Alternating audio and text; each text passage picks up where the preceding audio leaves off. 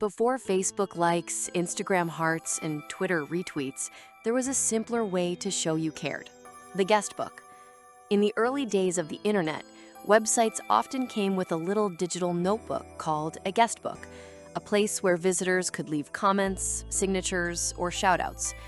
It was one of the first ways to interact online, a humble precursor to today's social media reactions. The guestbook wasn't just a comment section. It was a marker of presence. Signing a guestbook was the digital equivalent of saying, "I stopped by, and this mattered to me." In an era when websites were often personal or niche passion projects, a guestbook was a way to connect the creator and the visitor. Unlike today's social media, where interactions can be quick and fleeting, guestbook entries were deliberate and permanent. Visitors often wrote more than just "nice site." They shared thoughts, advice, or even poetry.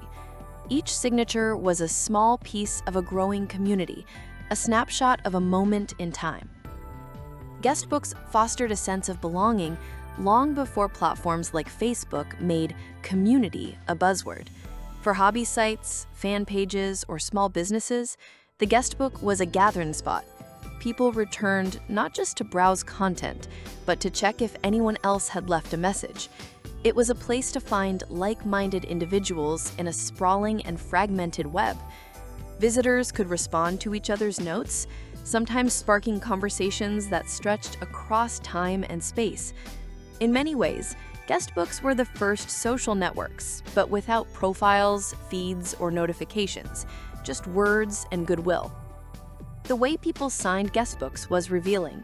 Some used real names, others pseudonyms or quirky handles. Many added location info or personal websites. This mix of anonymity and identity mirrors the tension in modern social media, but guestbooks often felt more intimate because they were tied to specific communities rather than broad platforms. The guestbook also allowed website owners to understand their audience.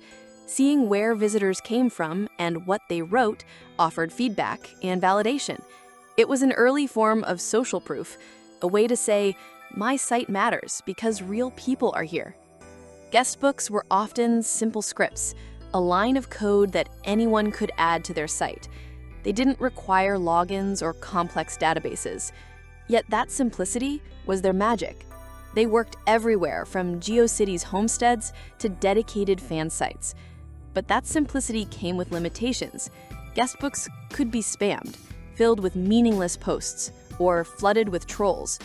Moderation was a manual task, and often the charm was in the imperfect mix of heartfelt messages and chaotic entries.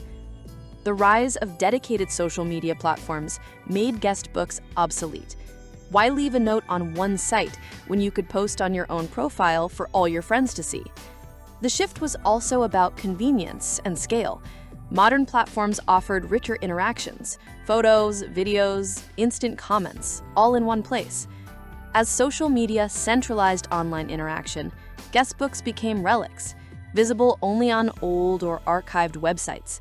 Yet their influence persists. The idea of leaving a mark, saying "I was here," lives on in likes, reactions, and comments everywhere. Guestbooks remind us that social media's roots are humble. They show how the internet evolved from static pages to vibrant communities.